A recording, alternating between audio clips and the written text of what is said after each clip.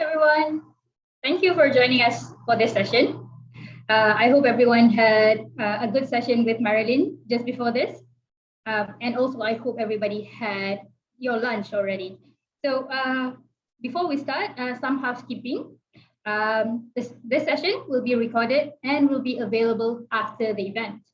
We'll be taking questions toward the end of the webinar, but feel free to leave your questions in the Q&A box anytime. We also would love to have the sessions to be really engaging. So feel free to reply us and also say hi to other viewers through the chat box. Okay. So all right, that's a bit on the housekeeping notes. I'll move on a bit of info about our session today. So for those who don't know, this session is called Tanya OL. So Tanya OL is a session that we held live every 2 weeks on YouTube and our Facebook group. We held discussions on course creations, talk to experts, and many other. We also opened the session for those who wanted to join us and ask anything related to open learning. Also for today's session, it is a special occasion as we have combined it with the Open Learning Symposium and our Micro-Credential Week, in which our theme this year is micro-credentials, driving innovation and delivering outcomes. So in relation with the theme of the Micro-Credential Week, it's fitting for us to talk about outcome-based assessment for micro-credentials, right? Also, and who would be best to talk about this than our special guest, Dr. Aishah Abu Bakar from UMP. So with me today is Dr. Aishah from the Faculty of Civil Engineering Technology of University Malaysia Pahang. So Dr. Aishah, I'll give you the floor to you to introduce yourself to our viewers today. Thank you, Atika, and I do hope that you can hear me well. Just a quick sound check. Thank you so much. I always love to work with Atika. You can hear the basically the energy from her voice and from her expression, and that always make me as energetic. And I really have to match her energy. Like what Atika mentioned, this is a session called Tanya OL, and when I was invited to this session, I was really, putting myself into trouble because I think when it comes to Tanya OL, you can get any kind of questions, but obviously I told Open Learning, especially to Mashita and also Atika, let's have a go and let's enjoy the session and let's learn from each other. I'm not the so-called expert in so-called micro-credential or outcome-based assessment and all that. And I think at the end of the day, there's a lot of things that we can learn together, and I can share my experiences on how I developed my own micro-credential with our own platform.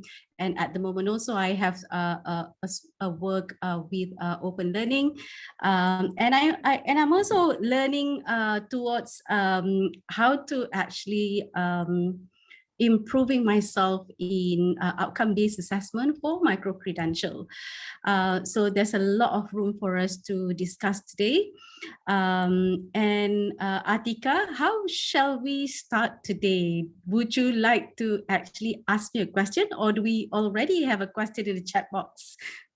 Okay, so I have a few questions on my own, so I'm going to have this question session with you. But for those who have a question, feel free to ask us in the Q&A box as well. Okay. Yeah, but if you have any technical, just a quick reminder to our participants and for those who listen to us through the other two channels.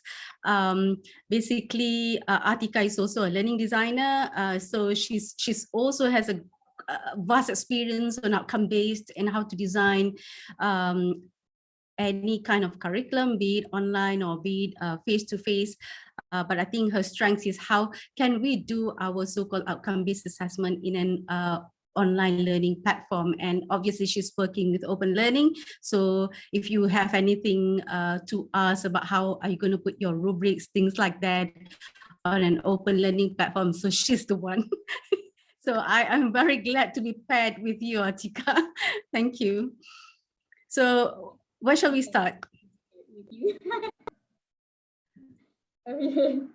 Thank you, Dr. Aishah. Also, thank you for agreeing to join me and do this session today. It's a great pleasure to have you to talk more about our topic today. So let's start our session today. I am first going to quote from the GGP, Good Guidelines Practices. According to the GGP from MQA, point 4.0, micro-credentials is defined as digital certification of assessed knowledge, skills, and competency in a specific area or fields, which can be a component of an accredited program or standalone courses supporting the professional, technical, academic, and personal development of the learners. So for today's session, let's discuss on how assessment can be created to be aligned with the definitions of micro-credentials. Also, again, quoting from the GGB, point 6.1 outcome-based, HEPs, higher education providers, should clearly articulate the overall micro-credentials and constituent course outcomes in a measurable or demonstratable manner. The attainment of the outcomes should be demonstrated through suitable assessment methods and reported in a user-friendly manner. So from this is why we're discussing this topic today. We wanted to provide a bit of clarity and guidance in designing assessment for micro-credentials to our viewers. So I have a few questions to spark the discussion today. And let's start from the basics. Okay, Dr. Aishah. So the first question I have is, what is actually outcome-based assessment, and why should we practice this in our micro-credential courses? Wow, thank you, Atika. that was really a very heavy to begin with, because when we start quoting GGP from MQA, and I also noticed that you are struggling on actually quoting those what it says in the GGP. I think at the end of the day, let's not so-called attach ourselves first to the quality assurance requirement, right? Because I think when it comes to quality assurance, be it requirement from the MQA, or if it's an ISO kind of requirement, I think it will put us in a little bit of tension, because we have to comply.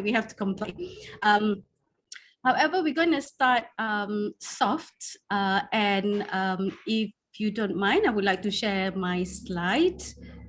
Yeah.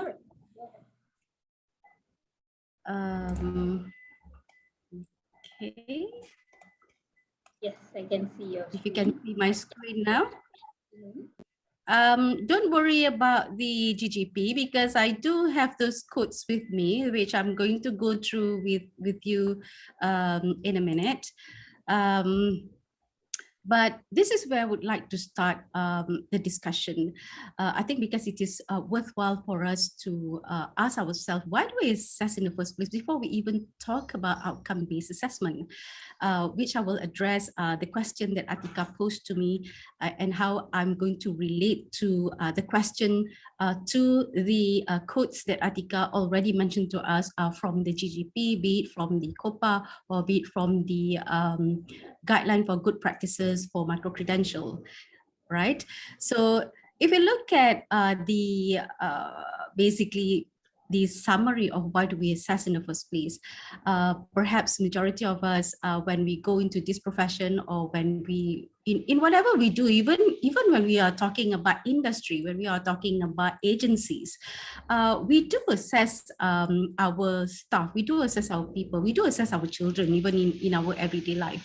But obviously for higher learning institution, most of the time we always thought that, okay, we assess because we want to certify a person, for example, for something that he or she can do, right? So that that certification can be used to get a job or to get recognition and all that. And majority of our higher learning institution in Malaysia, although quality assurance is there for us, accreditation is not compulsory, and I'm sure MQA agree with me on this. We do assess because of quality assurance. I mean, we know that if we assess in accordance to quality assurance, we can guarantee the quality of a curriculum that we offer to a certain extent. So those are the two basically reason for why we assess.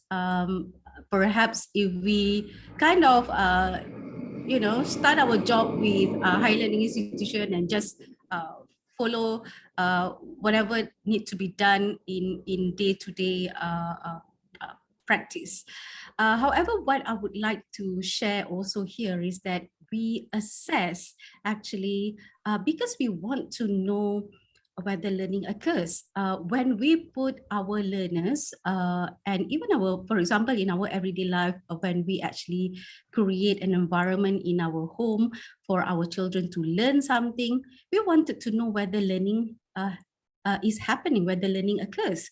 So in order for us to find out whether learning occurs, whether the curriculum that we put is efficient or whether it is actually doing its job, we come up with an activities so that we know whether learning is actually taking place. So the main reason for us to assess is actually to measure the actual learning process. I think that is much more important in comparison to we assess because, oh, MQA wants us to assess, and because we want to certify our students or else they're not going to get a job.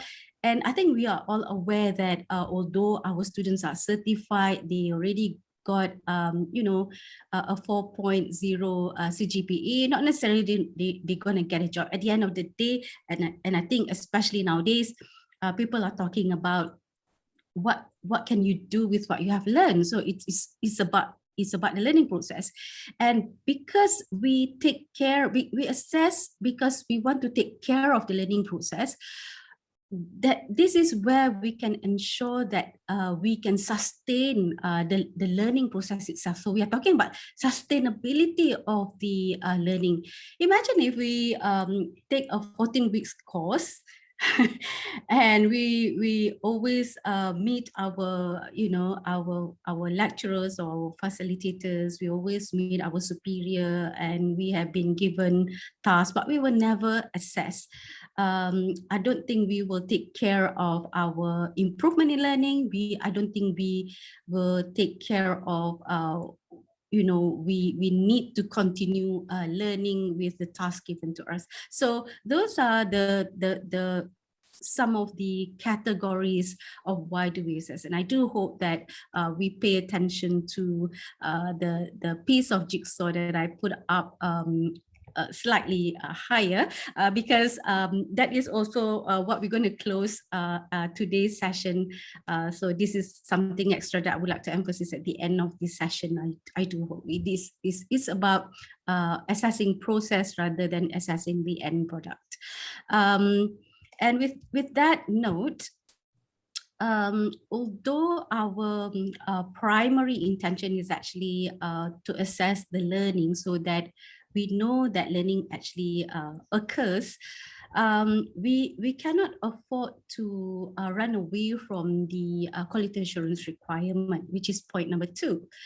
Because assessment is so important in any quality assurance, and in fact it says that assessment is the heart of quality assurance.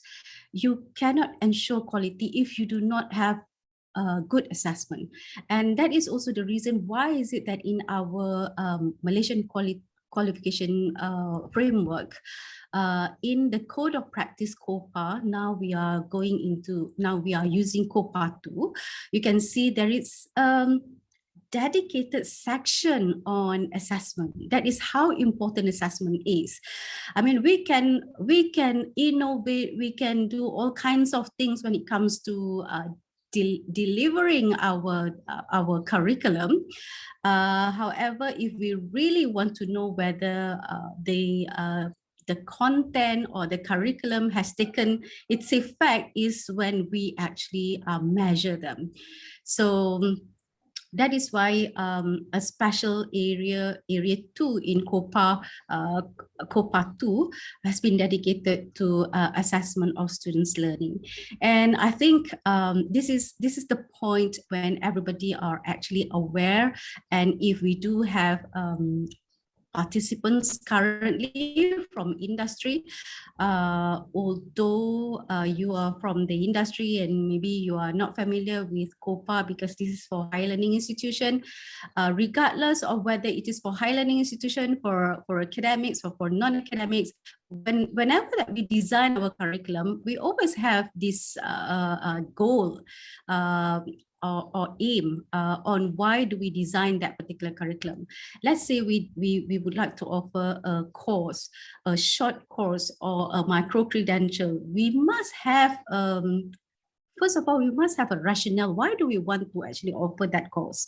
And after we have that rationale, we then said that, okay, at the end of this course, I would like the participants to be able to do this, to know this, to behave like this. So when we actually state those three things, we are actually stating our goals. And in order for us to achieve that goal, in a quality manner or even in a logical way, we have to, whether we like it or not, we have to align our assessment activity to the learning outcome. And that is the reason why in COPA 2, alignment has been emphasized throughout, although the code of practice did not actually mention anything about outcome-based.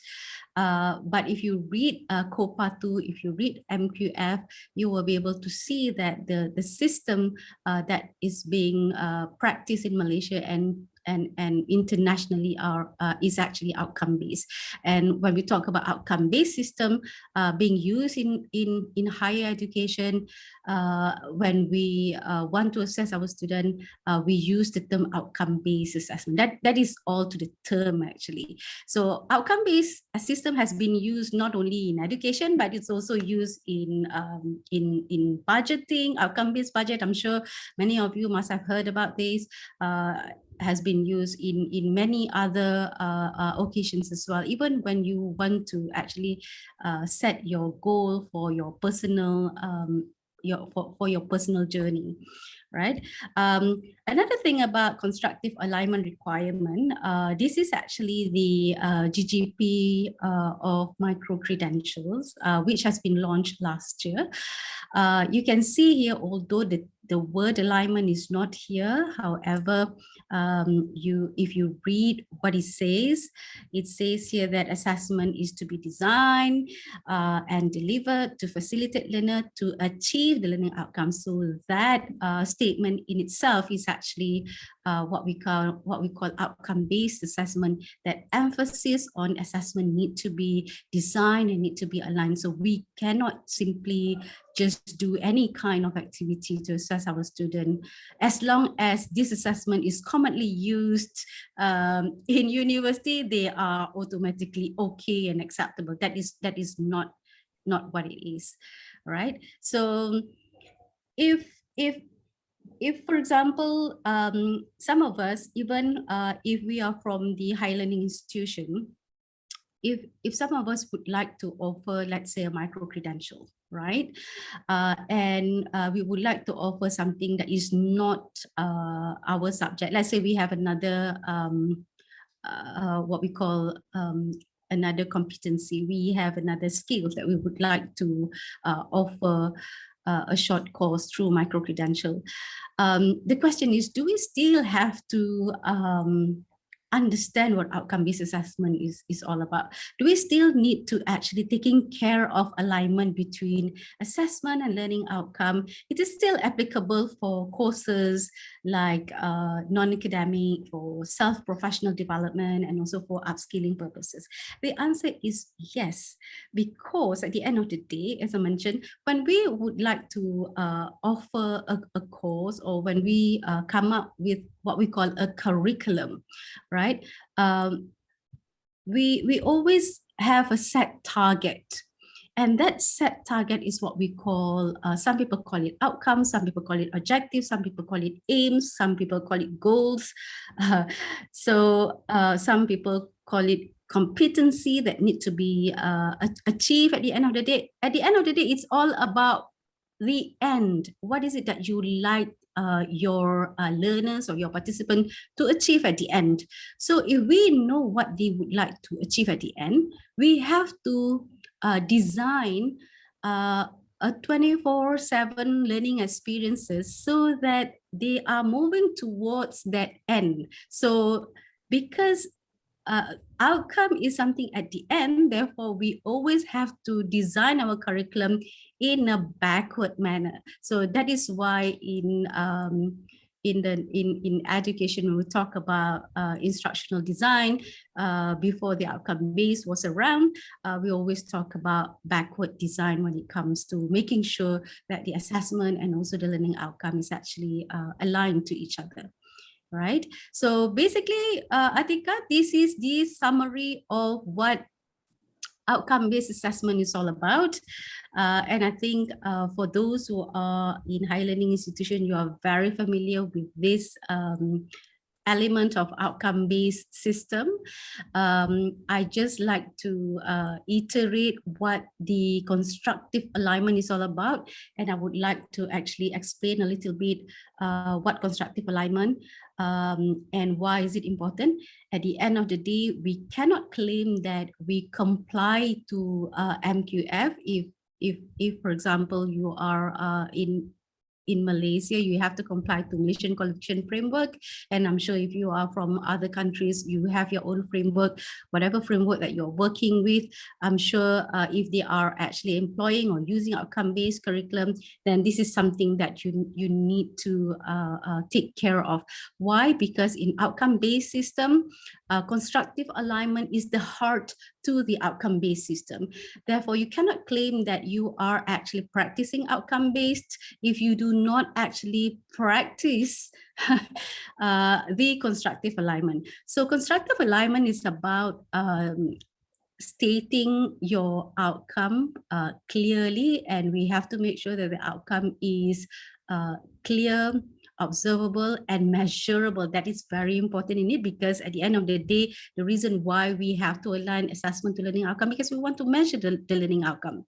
We want to measure what the learner is supposed to achieve at the end of the course, right? So learning outcome is a statement that what the learner is able to do, able to think, able to behave at the end of a particular curriculum or a course. And it needs to be stated clearly, and it has to be measurable. And that is why basically the requirement for writing good learning outcome is that you always have to start with the measurable action verb. And I think in the last session, we had several examples where our participant, the session that we had with open learning with Atika on outcome-based assessment, I think last 2 weeks, we still see some of us actually creating outcome statement that has action verb that is not measurables, and those action verb that is not measurables are like know, learn, appreciate, the keluar AF1. Okay, once we have actually state a clear good learning outcome, then what we need to do is we have to actually select appropriate, not the right, we have to select appropriate assessment method that can measure the learning outcome. That's very important. So if our learning outcome is actually cognitive domain, then we have to find assessment method that can measure that particular cognitive domain, including the levels. And let's say our learning outcome is actually psychomotor, then the assessment methods that we choose have to have the ability to measure the psychomotor domain, and so do if the learning outcome is affective domain, then it has to measure the affective domain.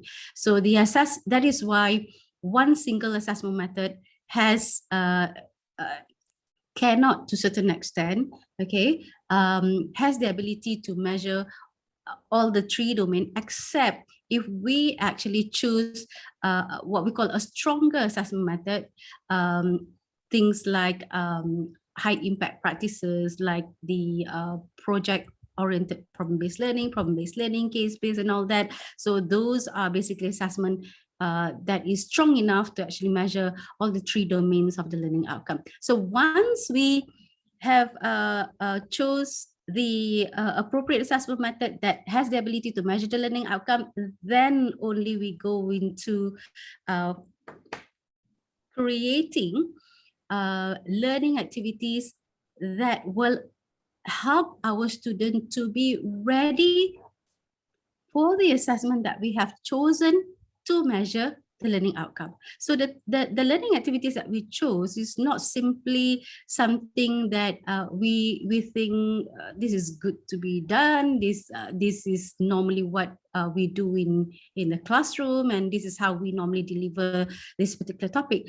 But we have to think hard on how we can actually create an activity so that we can get our learners to be ready for the kind of assessment that we have decided. So that is roughly what outcome-based assessment is all about, Atika. I think I will stop there for what outcome-based assessment is all about in relation to OBE system. Yes, I think the idea of outcome-based is we have to follow a constructive alignment in order for us to be making it standardized. Actually, we have a really great question in the Q&A box by Kamaruddin. He said, fundamentally, why we need to use outcome-based assessment is because we want to satisfy outcome-based education for the accreditation standard for engineering, engineering technology, and engineering diploma. So therefore, why that micro-credential needs to follow this outcome-based assessment. So I think I always have this question as well. Why do we need to follow an outcome-based assessment? Is there is this the only way or anything? No, this is not the only way. Why outcome-based in the first place? I think when OBE was first introduced in Malaysia, this has been discussed many times, and I think the explanation has been around. If we look at the transition that we had in our higher learning institution previously, we even when I was undergraduate in the UK, I did not actually experience the so-called semester system, which is much shorter. We are talking about for 17 weeks. We use a term system. We learn one whole subject for one whole year. So we have a longer period of time to learn something. But when we are using the semester system, when time is very short, we need to actually employ a system that is what we call more structured and a little bit more efficient.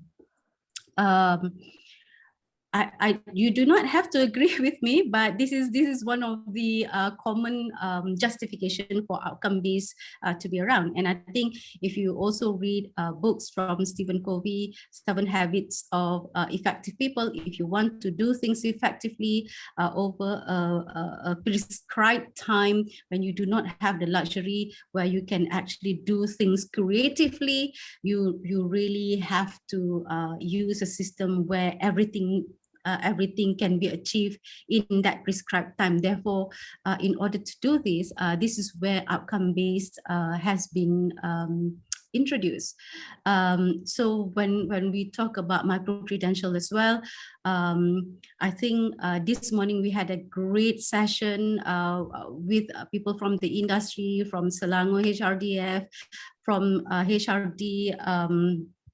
HRD Corp, and I think they have given a great emphasis that when we talk about micro-credential here, although it can be in the form of people just wanting to take micro-credential for lifelong learning, but most of micro-credential that is highly needed in our country is actually to fill in the gap needed by the industry, and therefore I think it is very important for us, even for lifelong learning, right? At the end of the day, as I mentioned earlier on, if we would like to offer any kind of learning experience or course to our learners, I am sure the instructor must have an aim. Why do you want to offer that particular course? And I am also sure that your learners who actually enroll to your course also have a set of intention why he or she actually joined that particular course. So that intention is what we call the outcome, and it is only fair for both parties, for instructors and also for learners, to achieve that intention at the end of the day. Okay, so that is the, I hope the answer why outcome based also is actually applicable to micro-credential. Yeah, I actually agree with that. I think even in our workshops or anything, we always suggest to use outcome-based because it helps you strategize your courses, it makes your course more structured, I guess, and also like you mentioned, how the learners will get to see their goal, where you have when you have an outcome early on and then you follow through with it, they can see how they finish up with they have achieved that outcome, right? Right. Okay. And I think when our learners shop around for micro-credential, they can actually, if there is no outcome, they do not know at the end of the day, what am I supposed to be able to do, or what can I actually gain from this particular micro-credential? Because there is no statement of learning outcome. There is no commitment on what the learner is able to achieve at the end of the day. This is also the argument made this morning when our panel start talking about, so why do we want to take micro-credential when we can actually upskill or do things by just watching YouTube, right? So I think this is also something something that a lot of people been talking about. But if you watch YouTube, there is no such thing as before you begin the YouTube, you have the learning outcome at the end of this YouTube. You should be able to this and this, right? Although I'm sure saya pun sebenarnya I do watch a lot of YouTubes to do things, but after I was able to do that, I did not get any recognition or certification for what I can actually do. And also, I'm sure we must have experience when we watch YouTube. There are plenty of YouTubes that we thought with the name of the with the title of the YouTube, we thought that we're going to be able to learn what we want to learn, but we did not get exactly what we want to learn, because you know, the content can be of anything. Actually, it is a creative content. Yes, I agree. I watch YouTube for cooking, trying to cook as well. All right. Okay. So let's get on with our session. Maybe you can talk more about constructive alignment. Do you have an example on how this is done in courses, or have you? Yes. Have you any examples of this? Yeah, sure, Atika. This basically the three elements of outcome-based system, that is outcome assessment and also learning activities. because they are the main element of outcome based. And you can see here, this is actually table 4, area 8 from COPA 2. And I'm sure everybody is familiar with this, and although perhaps your institution have a slightly different look of this document, but each and every one of you will have to actually fill in this particular document. So when it comes to micro-credential as well, actually we have to do this, except that the template, for example, that you get from Open Learning may look slightly different, but they also have all these 3 elements being put together so that we can take care of the alignment. So the 3 elements that we have seen earlier on is actually this learning outcome number 1. If I can use different color, perhaps. Let me change my pen. Okay, this is number 1, learning outcome. And then when we actually fill in our document, our quality assurance document, actually what we need to do is we need to go to this column. Second, we have to actually choose appropriate assessment method that can actually measure that particular learning outcome. Only after we have filled in column number 2, then only we are ready to fill in column number 3, because column number 3 will follow column number 2. So that is basically the sequence or what it looked like in a document, the outcome-based assessment look in a document. And this document is what we call an assessment plan. And what I would like to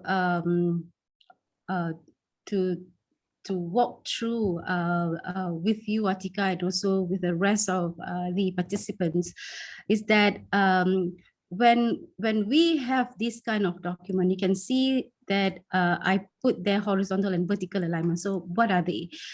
So when we talk about assessment method need to be aligned to learning outcome, we are talking about having to make sure that this is actually aligned to that. So if our CLO, as I mentioned, is cognitive domain and it is taxonomy and it is cognitive level 2, then we have to make sure that assessment method that we choose here is also an assessment method that has the ability to measure cognitive level 2. Let's say this is C2 over here, right?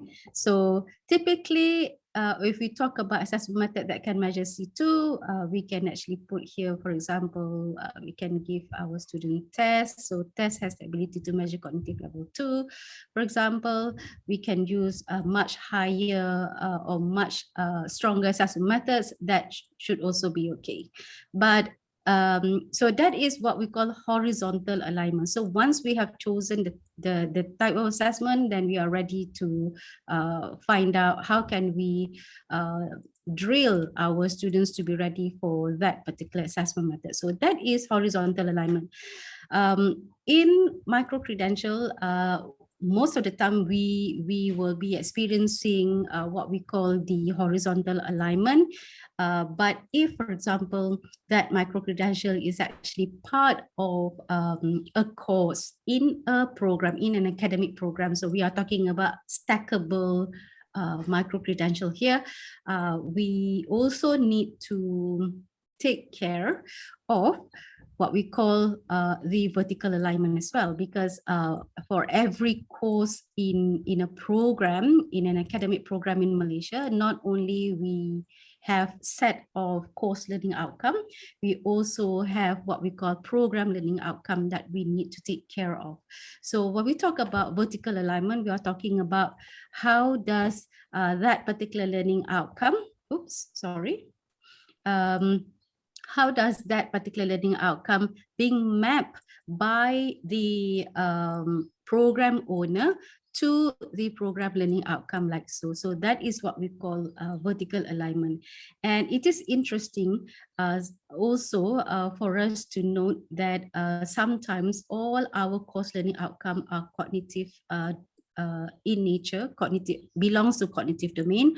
However, I think if we reflect on program learning outcome, only like 3 or 2 of them are cognitive. The rest are not cognitive in nature. And I think we are all aware the rest are functional skills, soft skills. We are talking about affective domain, psychomotor domain. So this is the challenge for us when it comes to choosing the assessment method. So actually, when we choose assessment method, what we need to take care of, not only it has to satisfy what we call the horizontal alignment, it also actually have to satisfy the vertical alignment. An example that I can give it to you is that, let's say CLO number 1 belongs to cognitive level 2. However, CLO number 1 is also aligned to, let's say, PLO 7. Okay, let's say the tick is actually here. And let's say PLO 7 is actually an affective domain. All right. So if we keep our first choice of assessment methods that we have decided earlier on, that is test to measure C2.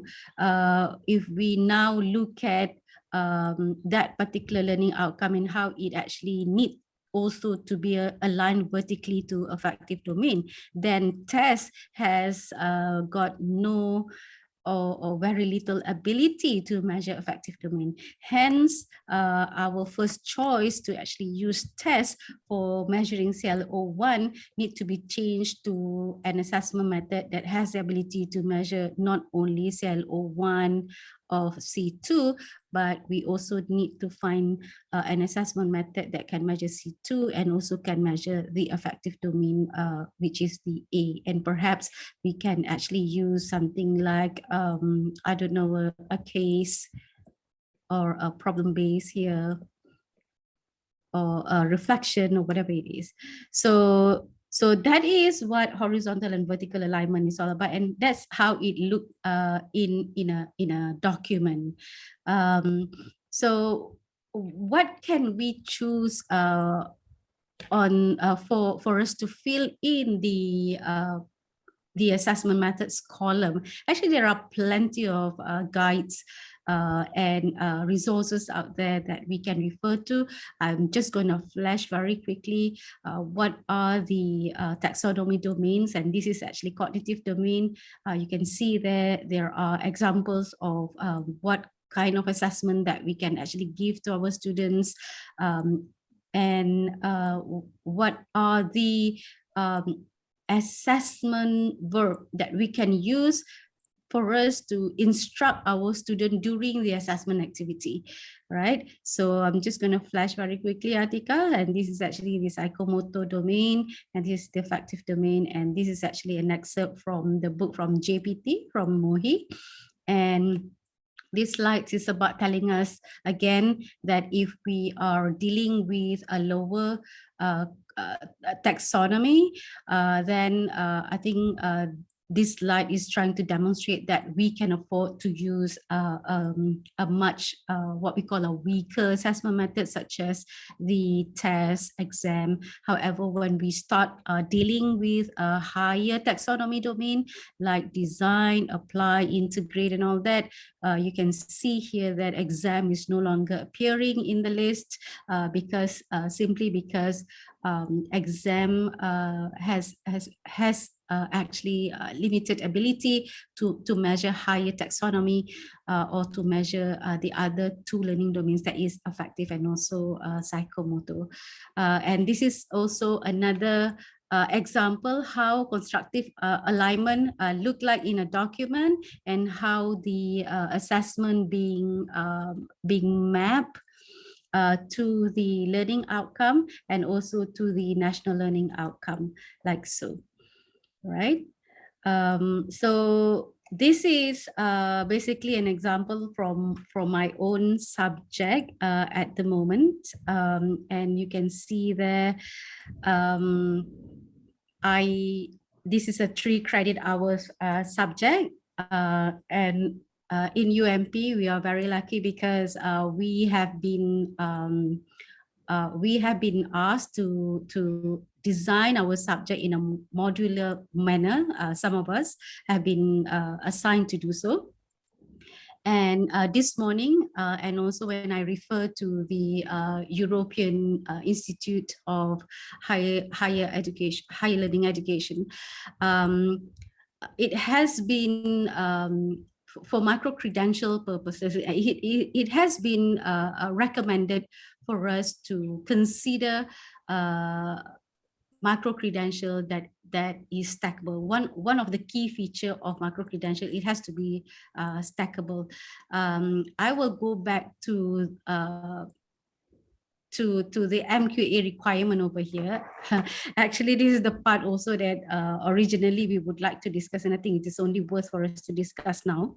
It says here in the GGP, micro-credentials, which are components of an accredited program, are outcome-based. So you can see the GGP by MQA is actually talking about micro-credential that belongs to a program, actually, an accredited program in Malaysia. Right, and it says if you are actually a non-higher education provider, for example, if you are from a company, or if you are from the agency or from the ministry, let's say you would like to offer micro-credential, then what need to be done is for you to actually now design the micro-credential together with the university. And look at how the micro-credential that you would like to design at the end of the day can be stackable.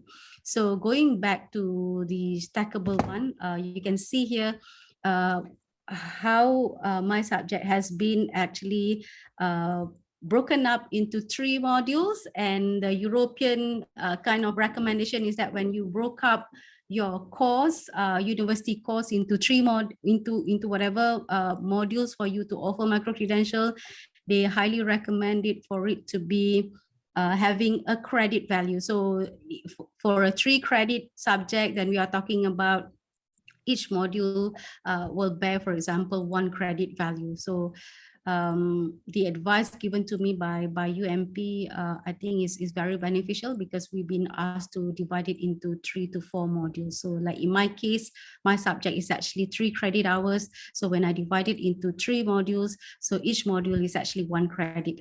And you can see here, the assessment methods that I've chose for the originally, obviously, I think everybody is aware that the course is actually being offered in not in a micro-credential form.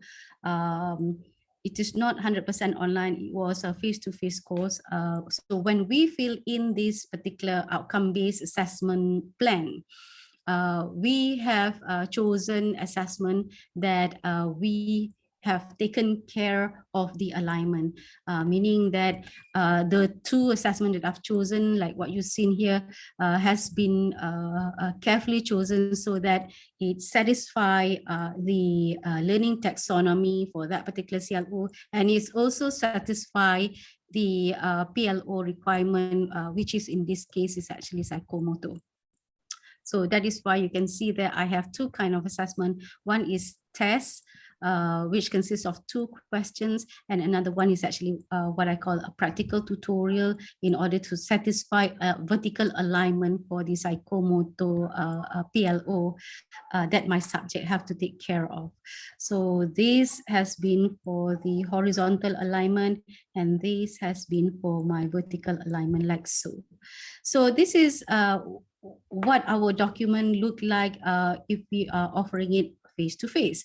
So when we have to offer, let's say if I just take 1 module over here and I would like to offer it as micro-credential, I can actually do this now seamlessly, because first of all, my subject has been modularized in a manner that it is satisfying all the micro-credential feature that is stackable, modularized,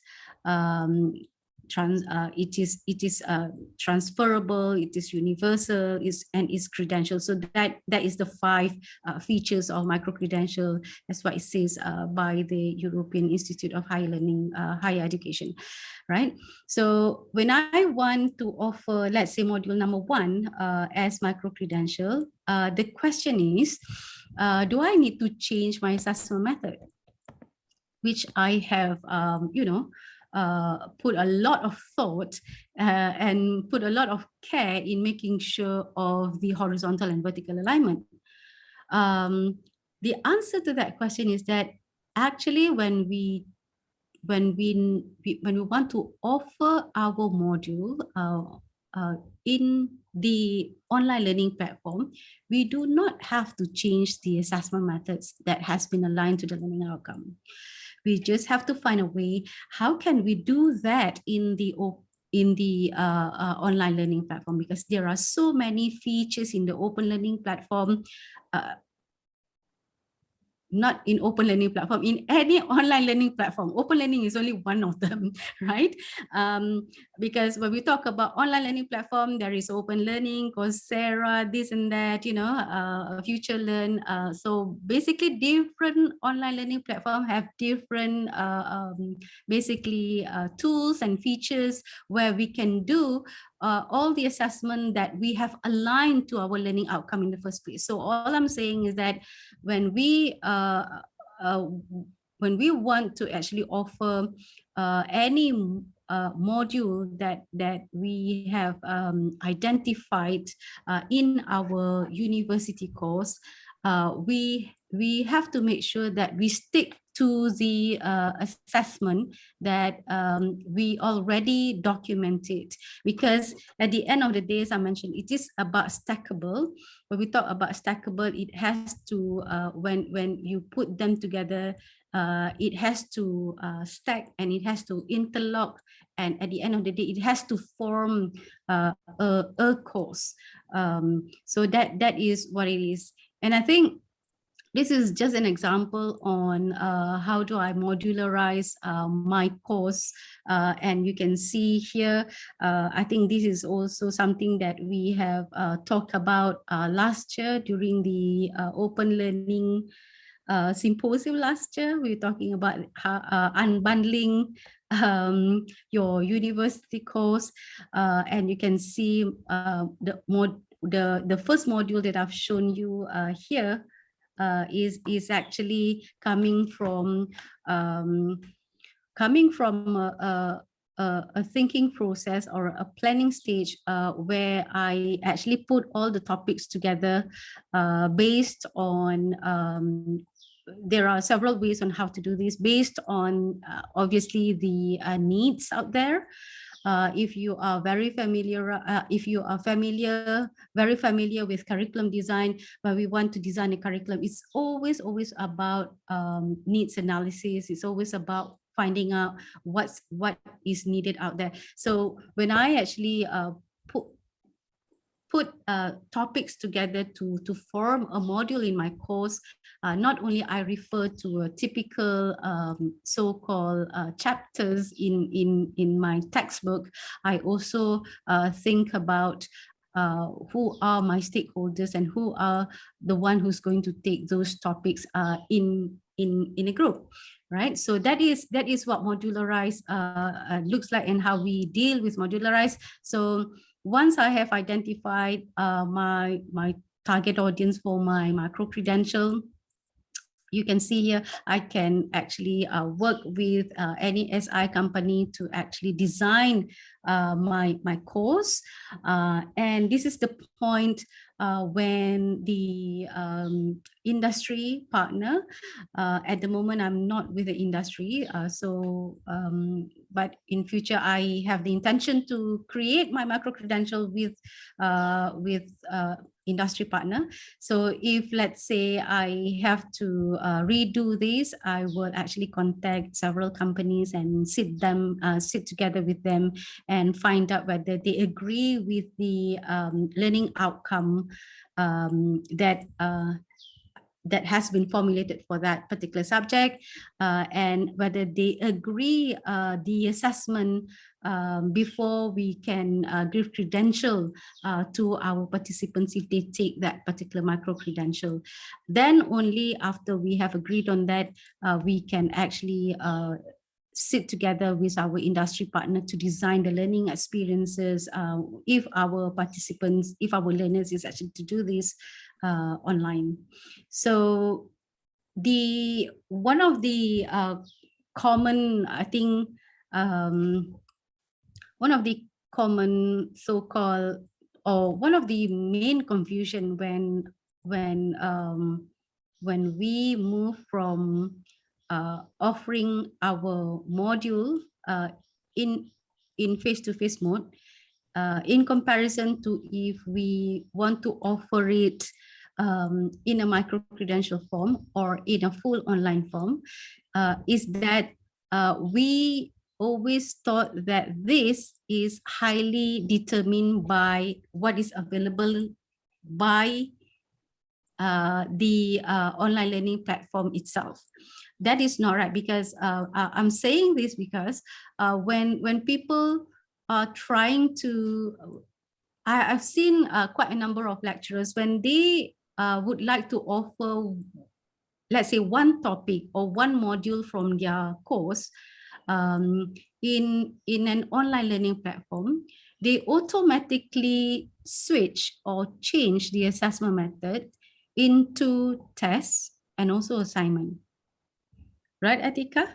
Yes, that's I very think common. Atika couldn't agree more with me, because as a learning designer and also myself, when I was invited to be the jury and reviewer for some micro-credential work done by lecturers, they automatically change the assessment method into quiz and also assignment, simply because I think that is the features that they commonly use when they are actually using the online learning platform, be it Moodle or be it, let's say, the open learning platform that is available for you.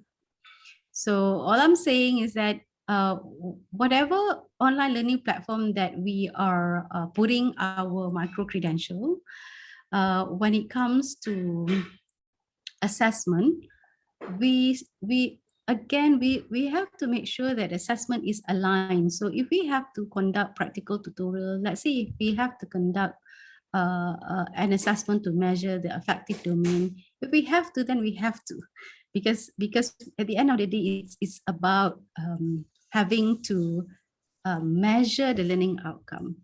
How that can be done in an online learning platform, that is when Atika is around together with other learning designers, not only with open learning, but also with other online learning platform providers, right? To be there for you, to help you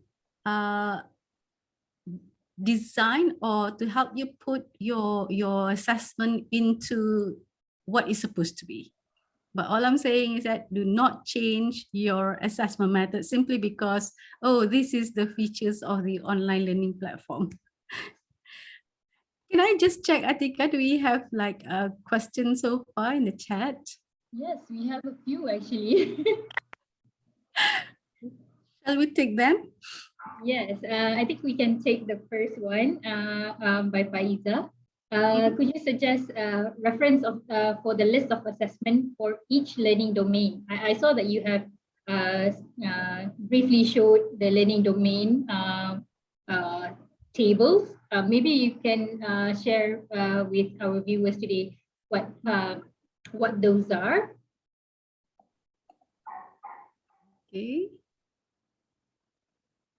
Actually, there are plenty of resources. I highly recommend you to, it all depends on preference. I highly recommend you to go to any center of teaching and learning from the university that you are comfortable with. For example, if you are comfortable with the American style, with the American university, then you go and refer to the American University or Center of Teaching and Learning. You can also refer to I think if you Google from the internet, there are plenty of resources there as well. But I personally like to use resources from UK Higher Academy because this is the basically the academy that train lecturers on teaching and learning. And I also use resources not only from the UK, but I also use resources from the US and also from the Australia and also New Zealand because I used to work with them. So it depends on where you're looking, but you can look at from anywhere, right? Yeah. Yes. So maybe you can share how to look at this a bit. On the assessment methods. Yes. On the internet. Yes, maybe you can share like for an example of how you can use any of this list of assessment in order for you to tackle each learning domain. The examples, yes. Would you like me to go through, let's say one of the example over here? Yes. But this is in Bahasa. This is actually from the I'm using the book from our Ministry of Higher Education. This is actually from the MPU book, okay, Mata Pelajaran Umum. You can see here one of the learning outcome. Learning outcome number 1 is that this is actually a subject called Pengajian Malaysia 2. And you can see one of the learning outcome is actually students should be able to explain. This is actually CO number 1. Students should be able to explain, and I think explain is actually cognitive level 2, right? Cognitive level 2. And you can see also over here, because this is actually a guidebook which has been published for all university in Malaysia to use. Therefore, they do not actually align the learning outcome to the program learning outcome, because each program in Malaysia, although they are same program, let's say civil engineering in University of Malaya and civil engineering in UMP, the PLO in each institution will be different. However, the MQF learning outcome is the same throughout Malaysia. So what they do is they actually align it with the MQF learning outcome, and these are the old MQF learning outcomes. So we are talking about learning outcome domain number 3, and learning outcome domain number 3 is actually about social responsibility. So you can see here that the course learning outcome is actually students should be able to explain, which is C2. However, the program learning outcome is actually affective domain, that is LOD number 3. LOD number 3. And one thing about this guide, when it comes to I am demonstrating how to use local resources, Natika. I'm not demonstrating using, let's say, the UK Higher Academy or the Australian one. This book need to be best read together with the so-called ICGPA rubric book.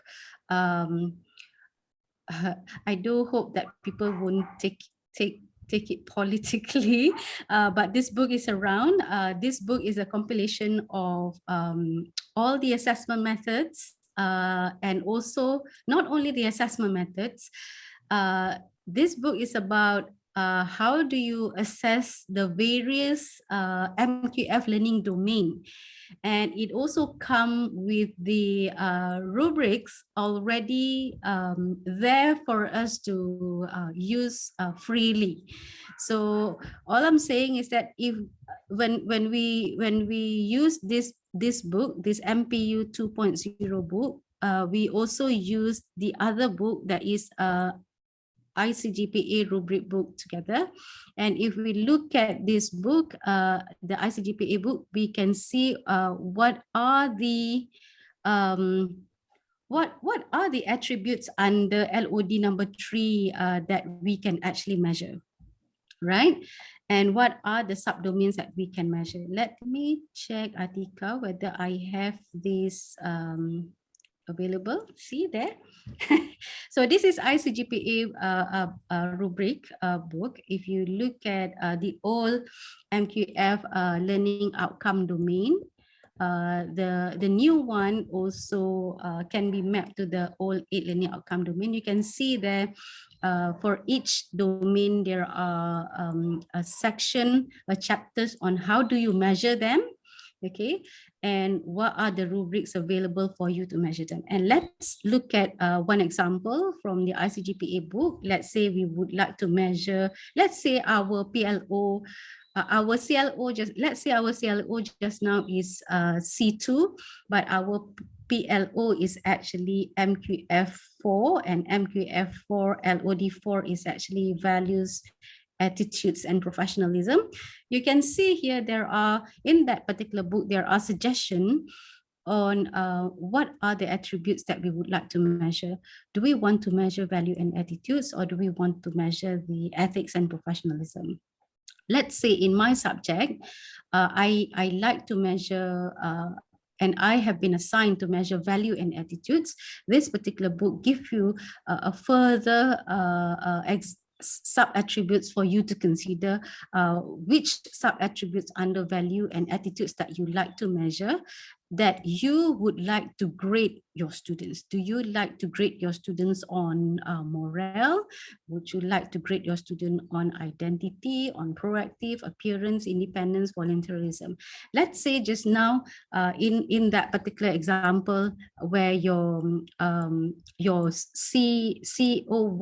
is cognitive level 2, but it is, let's say, LOD4, and let's say the weightage of that assessment is only like 10%, okay, you might want to break that 10% into, let's say, 5% for you to give marks on cognitive ability 2, and another 5% for you to give marks on the LOD4. So if only 5% being allocated for LOD4, it is impossible for us, for example, to measure all these, sub-attributes. Perhaps we only need to measure only one set attributes. We would like to measure, let's say, proactivity of our students. So if we have selected that, we can actually look at from the ICGPA, we can look at what kind of rubrics that we can actually use. We can use it directly, or we can actually adapt and change according to the context. So that is how we use the local resources on how do we assess and what are the guidelines and local resources available for us when it comes to designing our aligned assessment to learning outcome horizontally and also vertically, Atika. I hope I hope that I help rather than confusing people.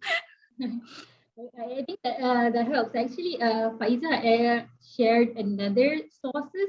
It's from the MQA GGP assessment of students. Yeah, that is also another. There is a dedicated GGP on assessment actually. Yes, I think that that is also a good resources for you to follow as well and look through, right? Yep. Yeah. Okay. Thank you for that. I think we can also, in relation to this, maybe we can also take Kamarudin's question. In the case of independent micro-credential courses, how that we align CLO and PLO, which PLO that we need to refer? Sorry, which PLO do we need to refer? Yes. How can you align the CLO and PLO? Because we're doing an independent micro-credential course, we need to have a CLO. But which PLO do you refer to? Yes. I think first of all, if Kamarudin can help us, what do you mean by independent micro-credential?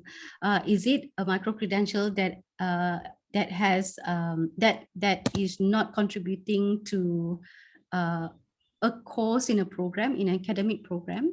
Is that what you mean?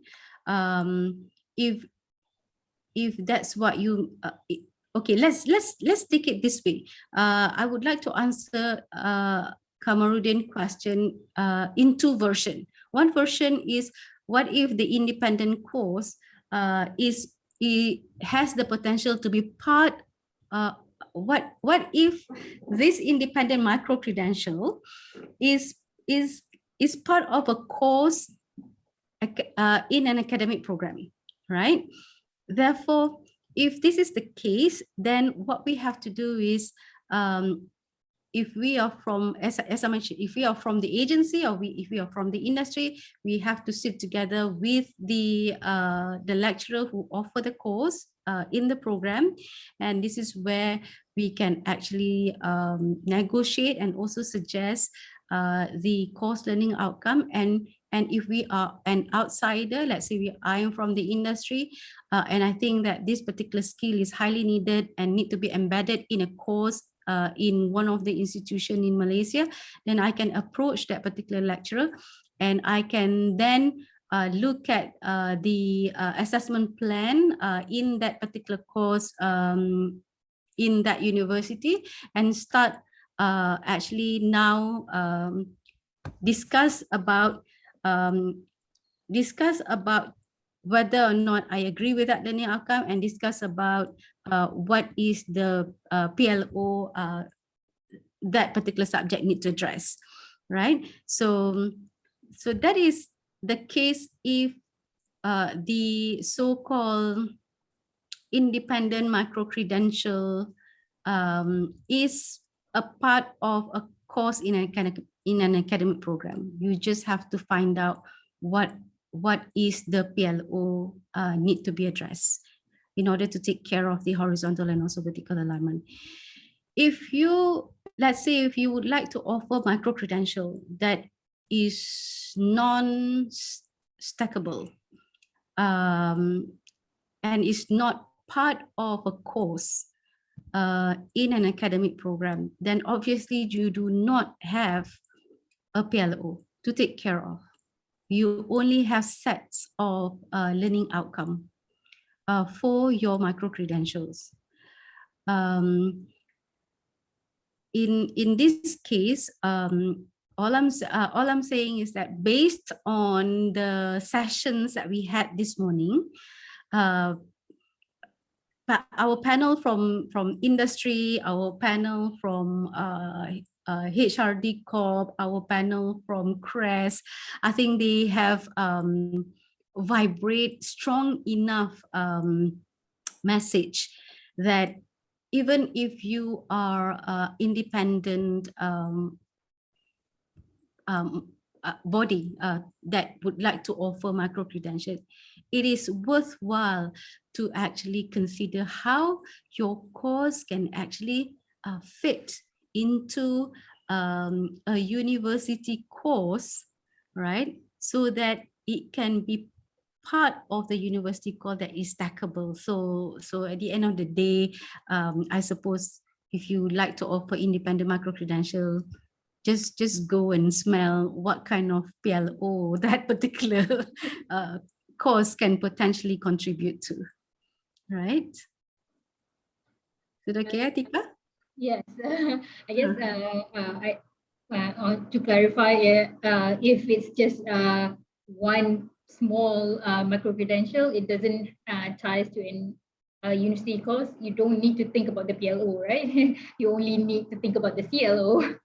Yeah, but going back to that statement, this morning, I think, if I'm not mistaken, either Mr. Vinesh, no, Professor Vinesh or Raj from HRD also mentioned about, you know, the trend in offering micro-credential nowadays is that it's not only about having the learning outcome of a cognitive domain only, for example. So here we are talking also about all the three domains. We are talking about the attitude, we are talking about the actually skills, the psychomotor domain.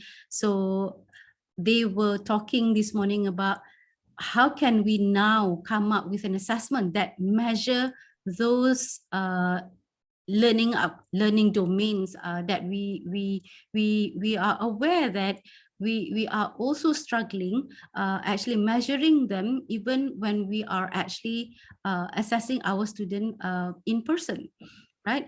So the fact that we have to do it fully online, this actually pose somehow a new pathway for us to creatively wonder how can we do that, but we still have to actually measure those because when we talk about the PLO, right, as I mentioned, not many of our PLO are cognitive in nature. There's quite a lot of them are the other domain that is affective and also psychomotor, and this is where we when we come up with independent micro-credential, we must think about how can we actually measure the other two domains as well. And this is where I would like to quote one of the best take-home point that I got this morning about the portfolio. I think Adam made a point this morning talking about if we actually in open learning, when our learners are actually engaging with any micro-credential, those being those engagement actually being made available in being stored or being archived in a portfolio. So that portfolio in itself actually can be a form of assessment actually. That is a great, the portfolio feature available in an open learning is a great feature where we can actually measure the learning process of our learners. We can measure the progress of their, for example, affective domain. We can measure their progress on their psychomotor domain as well. So I think that is something worthwhile sharing with a lot of people. I really love the portfolio feature too, because we get to see all our work stacked online after we post it. So yeah. Okay, so we have another question by Bethany. Do you think assessment needs to be approached differently or looked at differently in micro-credentials versus degree courses? If so, what do you think the differences are, and why do you think there need to be these differences? Sorry, Atika, I missed the middle part. Why do we need to look at my micro-credential assessment differently? Yes. Do you think the middle it needs to be looked differently? Sorry? It's do you think it needs to look differently? Assessment in micro-credential need to be, again, I like to quote Adam this morning, Adam Brimo. He mentioned about the main difference between designing a micro-credential and designing what you see here. If we are delivering this course or delivering, let's say, module 1, face-to-face or online, right? We have to. I think here this is the point where I think I would like to.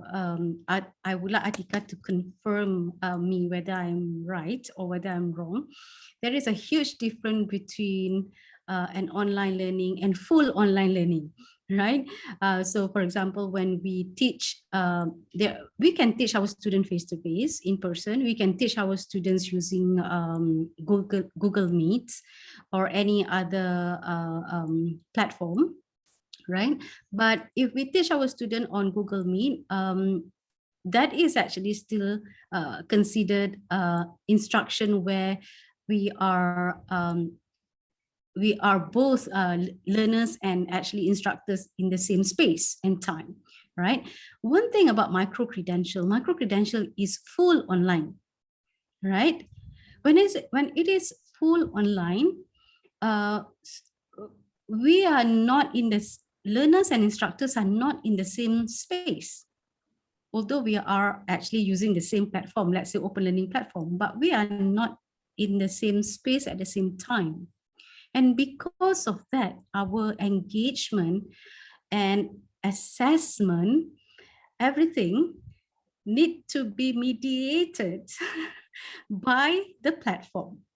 And because of that, Adam mentioned this morning, when it comes to micro-credential, we have no option but to spend a little bit more energy and time to actually put the design, put a good thought on the learning experiences design upfront. If let's say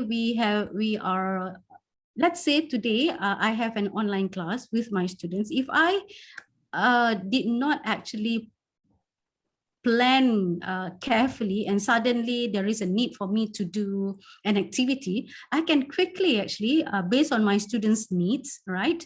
I can quickly throw an activity. I can quickly, through my interaction with my student online, let's say this morning, when I saw them not quite get the content that I have delivered, I can quickly throw an activity for me to assess them. I can throw a small assessment to find out where are they in relation to learning outcome. I can do that, but you cannot do that if it's micro-credential, because you are not with your learners in the same space and same time. I think that's the biggest challenge when we talk about micro-credential. I have a slide here, actually, over there. All right. So that is why when we talk about micro-credential, we are talking about full online learning experiences. We talk about full online learning experiences, meaning that we are teaching asynchronously and students are actually learning asynchronously. So that's the challenge. So because of that, we need to carefully plan the activity, the interaction, and that is why for the online learning experiences, the design of the learning and the assessment is different, actually.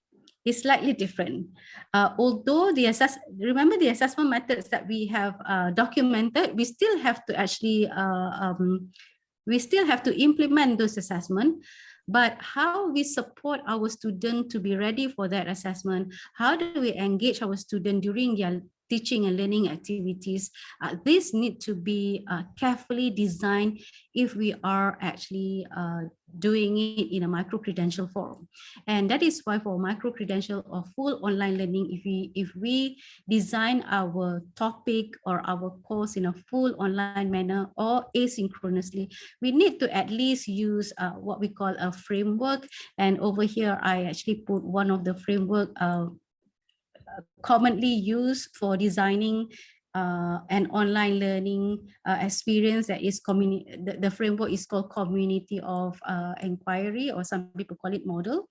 You can see we need to actually create what we call a teacher presence, cognitive presence, emotional presence, and also social presence. And that is why I think if you follow Atika's session all this while, you will be able to see how she cleverly demonstrates how the learning is actually being, how she designed the micro-credentials such that the learning is done in a collaborative manner. When we talk about collaborative manner, it's always about a lot of people contribute what they think about it, what they can do, what they have done, this and that, sharing their experiences. So that is what collaborative learning is all about. And that sharing done between learners and also feedback given by the instructor is indeed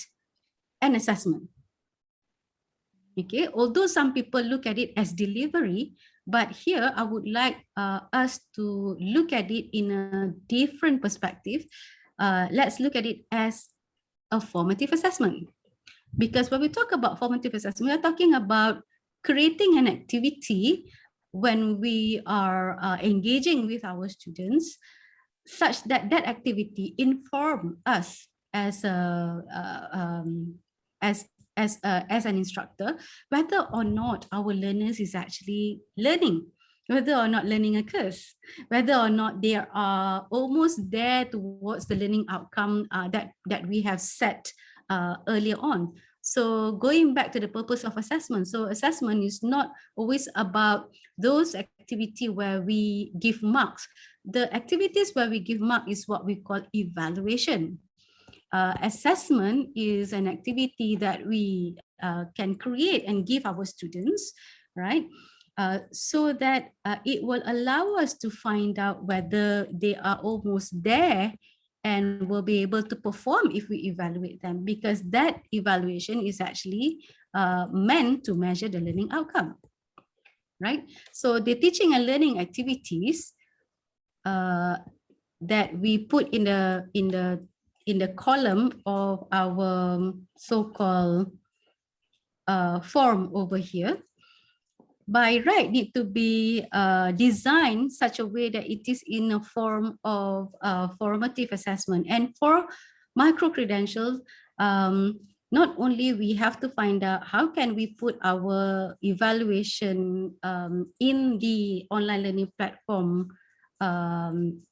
that is available to us, we now have to also design upfront, like what Adam was saying this morning, upfront, how can we create an activity online without us, synchronously being with our learners, so that they are engaged, so that we as an instructor also know whether or not they are learning and their learning is actually moving towards the outcome that we have set early on, and also we can find out whether they are ready for the evaluation that we have designed for that particular course.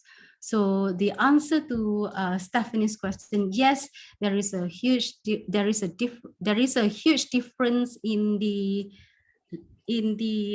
learning design and also formative assessment design in the in micro-credential in comparison to the normal in-person face-to-face course that we offer to our students. But that have to stay. Yeah. So I guess this is where planning needs to come, and your alignment has to be in order. All of these things have to be prepared before, because this is not the same as your degree courses. Yeah, one of the terms that I like about what Adam mentioned this morning is about, he said that as a teacher who would like to offer micro-credential, we have to be the so-called community manager, because in micro-credential, we are talking about community of learners, and instructors is also a member of the community in that learning process. So our role is not like teaching didactically, but we have to now look at how do we manage the community of learners engagement during the micro-credential session. Right? Yeah, yes, that is that is true. Okay, I have another question, but I also have my own question that I wanted to to ask you. Like, if the course creator is not familiar with all the concept of outcome-based assessment, but would like to develop this type of assessment, how can they start? Maybe what skills they require in order to start developing this type of assessment? Right. Thanks, Atika. I think this is the point. I have a few others actually. This is the point where I couldn't agree more with all the panels and also speakers this morning, because they are from the industry, they are from the training providers. Because when we talk about HRD core, this is the basically the main agency that actually now offering their training in micro-credential or in online manner. And this morning, they have been talking about whatever that we want to do. At the end of the day, always start with the needs analysis. So when we talk about needs analysis, if we want to offer micro-credential, ask ourselves, is there a demand to the micro-credential that we would like to offer? Because there's no point we develop a micro-credential, and I think we are all aware it is not easy to develop micro-credential, because you need to create quality digital content. You need to design the assessment so that it is aligned with learning outcome. You need to ensure engagement without you actually being there face to face with your learners. So before you put in all this energy into developing micro-credentials, start with find out whether there is a demand. Because this morning we had panel who actually mentioned there are also like courses or micro-credential, there's only one or two coming in. It's not kind of worth to do that. For example, we also have Provinesh, we have Raj, and we also have Miss, I can't remember her name this morning, from Selangor HRDF, right? She mentioned about not only we have to look at what is the demand out there right now, because I think we are all aware that at the end of the day, with the fourth industrial revolution, with the pandemic still here with us, new skills, we are talking about future skills. So when we would like to offer micro-credential, always think about what is the skill gap that we would like to address? What is the demand out there? What will be the future skills that that Malaysian, or if we would like to offer a micro-credential that is highly universal in nature, that can be taken by international participants, look at what is the future skills out there that is required, right? So that is what we have to start with. And also, when we would like to offer micro-credential during the needs analysis, consider creating a micro-credential that is career focused, and it is endorsed by employers. If you can work with an industry or agency or ministry, that would be good, especially if, for example, that particular micro-credential is compulsory for a particular profession. I give you an example. I think after this, you will have a session with Prof. Karim. I think Prof. Karim will actually tell you about this, how one of the micro-credential in USM has been very successful, because it is actually one of the micro-credential that is required by the ministry, for example. Or this is a micro. I give you an example, like kursus nikah kahwin, right?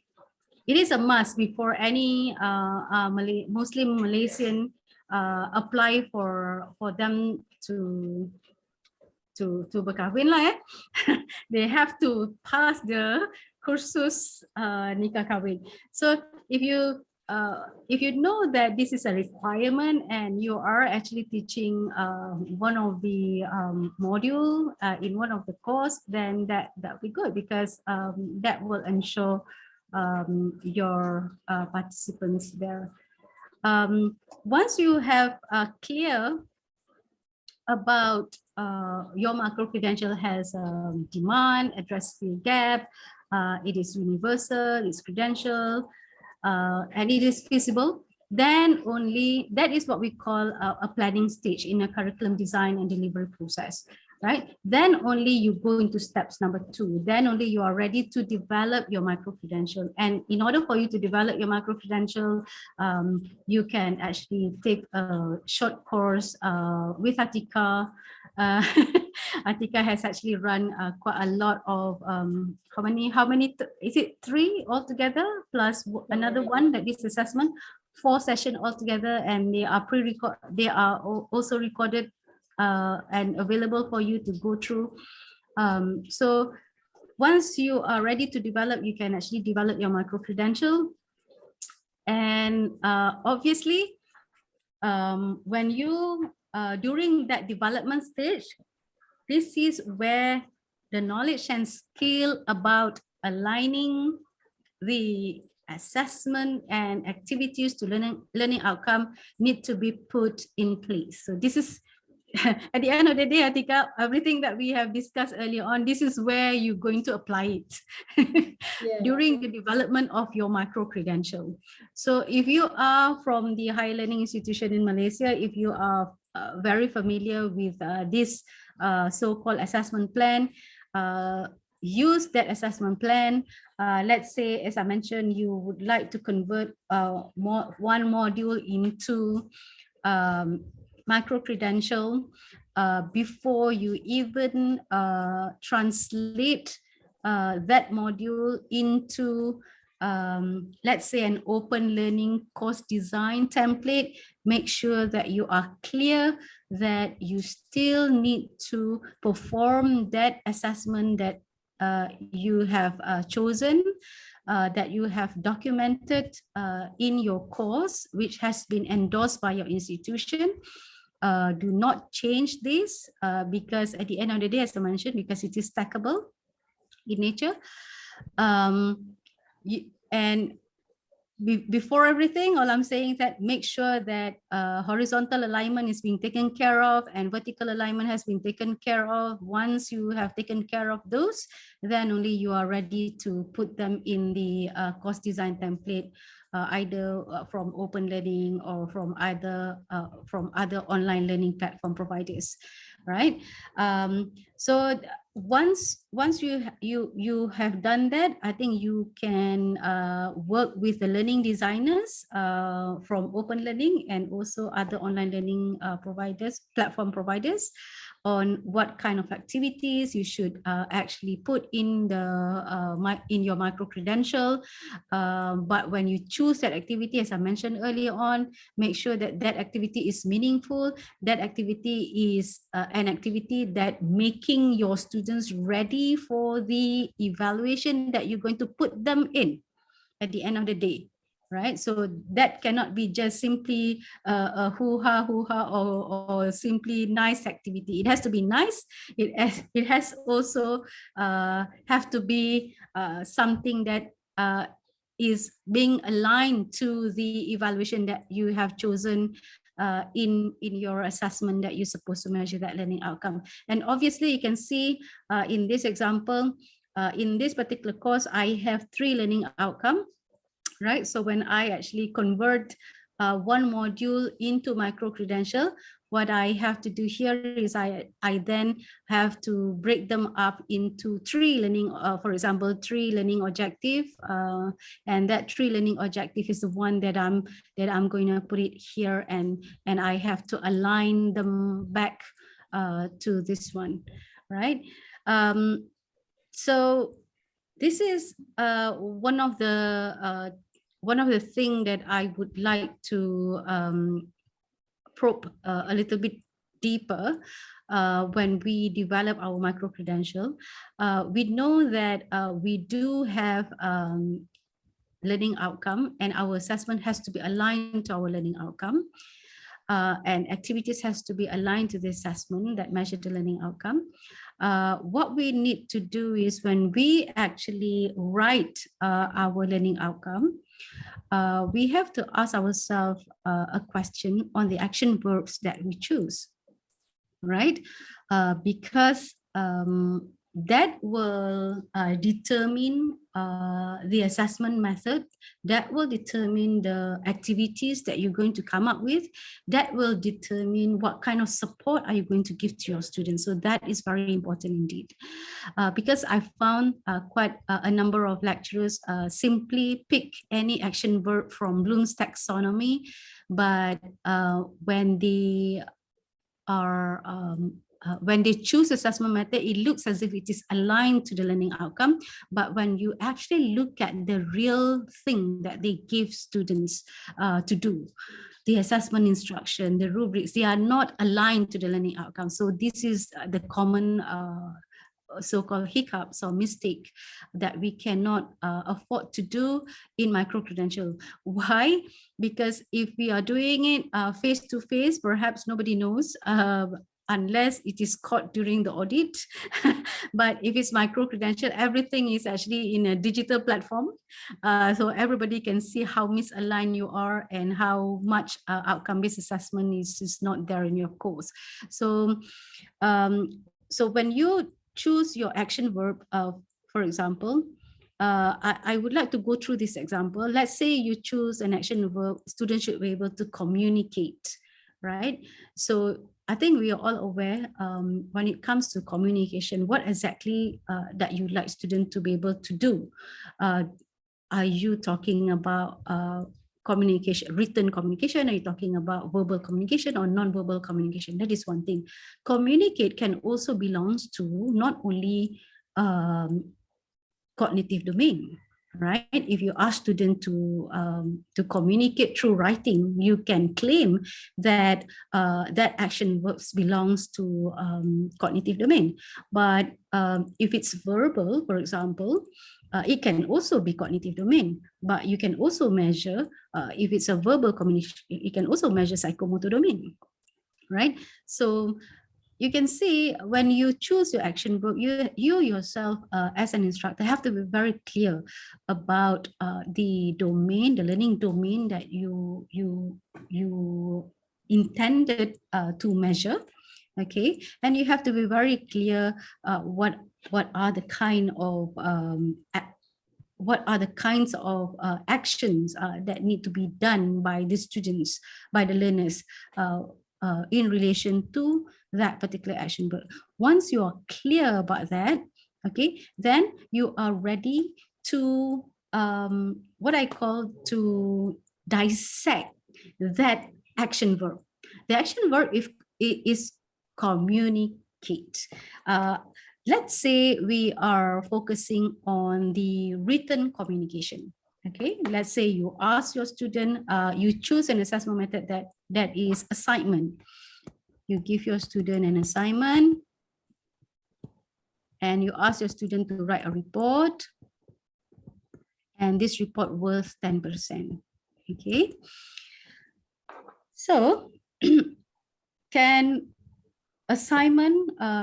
report from an assignment measure action verb students' ability to communicate? Yes, so it is aligned. Okay, so there is no problem with the assessment methods. But here, the question is, alignment does not stop at the point where the assessment methods is able to measure the learning outcome as given by the action verb. It does not stop there. Okay, alignment, full alignment is considered when not only you have given your student the right assessment methods, you ask your student to submit the right evidence for you to measure it, you must also have the right criteria for you to award your students based on that learning outcome. So let's say in this example, we're talking about students' ability to communicate in a written form. You have to sit back and ask yourself, what do I mean by communication in a written form? So in order for my students to be able to communicate in a written form, obviously, I have to be able to understand the language. The language has to be literally acceptable, right? um, then we not only the language, perhaps you may also like to think that, okay, communication is not communication. If students take, for example, points from the internet where the language are all okay, and then just put them together in whatever manner, as if they connect. For me, that is not communication.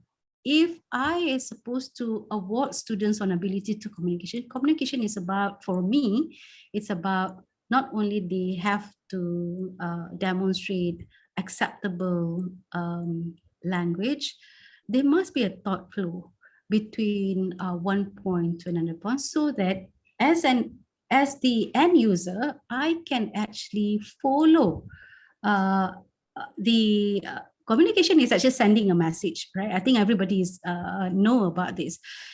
In order for you to send a message, if there is no flow of the message, then the message will not be sent to the end user. So for me, thought flow is very, very important in it. And obviously, if a person have a good language, can actually demonstrate the thought flow. Obviously, we also like to give credits to the points that they make. So these are basically how I, if I were to assess students' ability to communicate through a report, this is basically the kind of criteria that I will distribute my 10% to the criteria. So when we choose the action verb for our learning outcome, during that point when we choose the action verb, we must already have in mind, or we have to take time to think about the criteria on how that action verb can be measured to a certain extent. How are we going to give that marks to that action verb? So what are the criteria? So it can be 3, it can be 2, depends on what exactly that you would like to, what student attribute that you would like to develop in your institution. So only after you are clear about that, you have come up with the assessment methods, you have come up with the rubrics, okay, and also marking scheme or criteria, then only you are ready to create an activity, right? You plan and create an activity for you to support your student before they sit for that evaluation process. And this is where because they need to, for example, write a report, maybe you would like to first of all help them to start demonstrating their ability to write, to communicate their thought flow through a forum. You can only also, for example, give them an exemplar as an activity, and you can also get them to give feedback to each other. We are talking about peer feedback during the micro-credential. So you can see all these need to be planned upfront. I like the term upfront mentioned by Adam this morning. When it comes to micro-credential, all these have to be done upfront. So this is although I discussed this at the development stage, but all this need to be thought through during the planning stage when we would like to offer micro-credential, right? So I would like to demonstrate how Atika did this last 2 weeks. This is one of the activity that Atika actually walked us through during the session on designing and setting up outcome-based assessment. You can see there that this is actually the outcome students should be able to apply.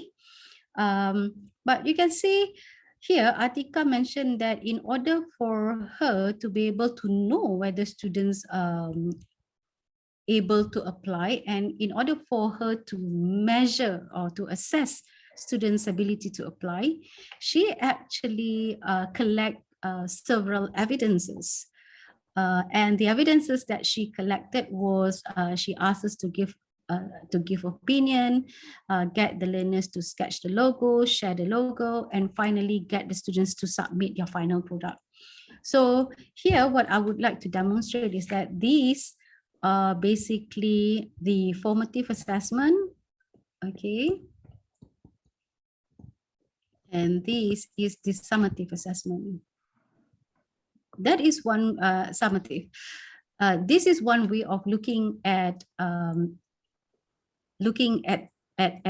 what has been designed by Atika.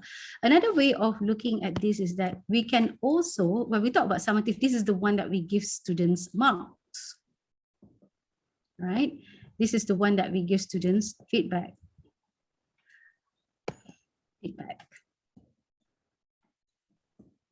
However, in micro-credential, what I like about micro-credential is that we can give marks here for the things that our learners actually do. And this is what we call assessing process. We can also give our learners marks on the processes that they involved in. So assessing process and assessing end product is highly actually recommended when we deal with assessment for micro-credential, to be honest with, because like this morning, many of industry and also our panels mentioned about at the end of the day, we need to actually collect evidence of learning and also evidence of achievement of the learning outcome of our learners that have gone through the micro-credential, either for upskilling or either for a new job that they are applying. So if, for example, we design a micro-credential such that we only collect evidence on the end product or on the final product, the company who would like to employ this person who take this particular micro-credential from Atika won't be able to showcase his or her learning process to the potential employee, and that is such a waste. And that is why for micro-credential kind of learning experiences or assessment design, it is highly recommended for us to consider collecting evidence of learning processes as well as evidence of the end achievement or end product. Atika, I think I would like to stop there at this point. And I think it's already 4 o'clock as well. Actually, that's all the information is great. And also I would like to mention that this part is actually made by our team, but especially by Shaliza, who will have a session tomorrow with Elena. So feel free to join that session as well, guys. I guess because I'm worried of the time, I think we can stop here. I know there's two more questions in the Q&A box, but I guess I would like to have Dr. Aishah to answer that, and we will send it to you in a post email after the event. Okay, so don't worry, your question will be answered. Will be answered by us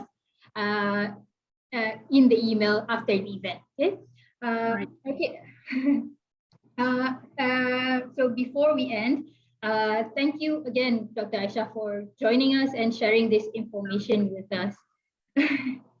I especially have learned so much from this.